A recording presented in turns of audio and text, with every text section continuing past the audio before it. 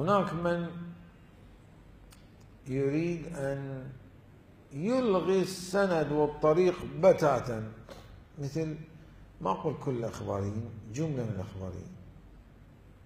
ما يمكن، شلون تلغي الحس؟ يعني شنو؟ الأديان علم منقول، منقول يعني عن طريق الحس وقناة الحس. أنت تريد تحارب علم الرجال، علم الرجال تحاربه يعني شنو؟ علم الرجال تأسيس أصلا قرآني ونبوي ورواية، رواية طويلة معروفة، رواية تفسير النعماني عن أمير المؤمنين.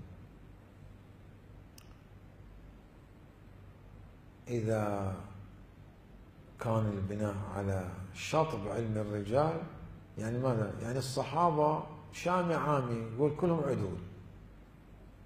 شوف أول خطوة في الإسلام، أصلا من يريد أن يلغي علم الرجال ما وراءه أمور خطيرة، سواء هذا مفهي له صاحي له مو صاحي ما أدري، الله على كل. علم الرجال تلغيه يعني شنو؟ اكو هناك مدارس في علم الرجال، نظريات متعدده، طبعا هذا مجال واسع.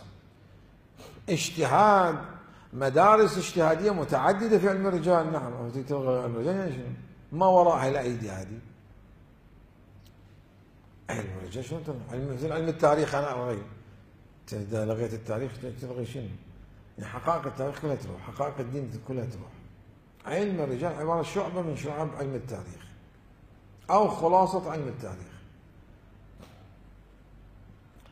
أصلا البصيرة العقائدية تأتي من علم الرجال. فائدة علم الرجال مو فائدة لا محصور بمدرسة معينة. نعم، مدرسة السيد أحمد بن طاووس رحمة الله عليه، اللي هو أستاذ العلامة الحلي وابن داود، ومسلك جملة من الرجاليين، الشهيد الثاني المقدس الأردبيلي صاحب المدارك صاحب المعالم، إلى أن وصلت النوبة للسيد الخوي رحمة الله عليه. هاي مدرسة من مدارس علم الرجال، ليس كل مدرسة، مدارس أخرى كثيرة.